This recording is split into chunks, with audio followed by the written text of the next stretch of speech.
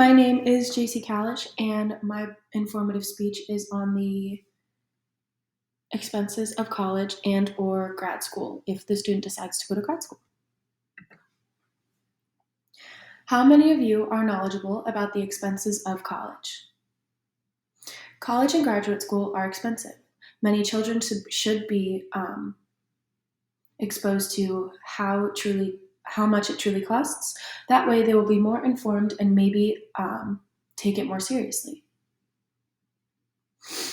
What I want the audience to gain knowledge of is the expenses of college and graduate school, if you didn't know before. If you did know, hopefully you gain more insight into your future debt or become more grateful of your future income. For the credibility of this informative speech, I used only .org websites and scholarly articles. My three main points are the income of households and statistics from low income versus high income. My second main point is the debt and the debt that one will collect during school and after school. And finally, my last main point will be the rise of college tuition.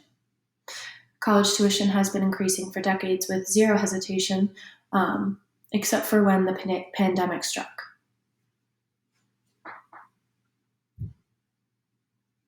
Okay. So, my first main point is the income of households. Children grow up in a variety of different households with a diverse look on life. Children that grow up in low-income households are less likely to apply to college due to the stress of debt. 67% to be exact, according to the immediate college enrollment date. There is also a lot less pressure on the child to go to college due to the parents' knowledge of its expenses. From the same article, Immediate College Enrollment Date, 83% of children from higher income families apply to college. My second main point is debt during and after school. Lots of families take out loans before entering college. That way, they have enough to get their child through college. Some families start to pay these loans off while the child is in school, whether the parents work for it or the children do. The Georgetown report found that 70% of full-time students also work part-time or full-time.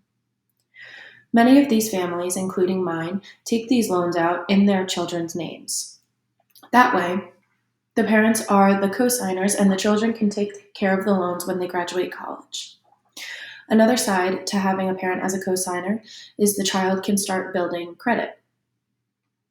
In the long run, this is a good thing if they need to apply for more loans, maybe for graduate school, more loans for to rent an apartment, and so on. But it could be less of a good thing if the child doesn't pay off the loans in time. But there are many ways to come up with a payment plan that works for them.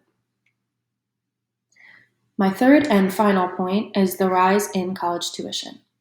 College tuition prices have been rising for the last 2 decades. Not only are tuition prices rising, but these students also need to pay for housing, food, books, transportation, and other school-related fees that add up to thousands of dollars in the end. Many parents limit their children to go to school in-state because in-state tuition is usually less expensive than out-of-state tuition. Georgetown University researchers recently analyzed the U.S. Census Bureau of Labor Statistics and National Center for Education Statistics data and found that from 1980 to 2019, college students or college tuition has increased by 169%. Dollar amounts in these charts have not been adjusted for inflation. However, tuition and fees at a 4-year national university are significantly outpacing inflation. The total consumer price index increased by 54% from July 2001 to July 2021, according to the U.S. Census, U.S. Bureau of Labor Statistics. In conclusion, college and graduate school are very expensive for any family.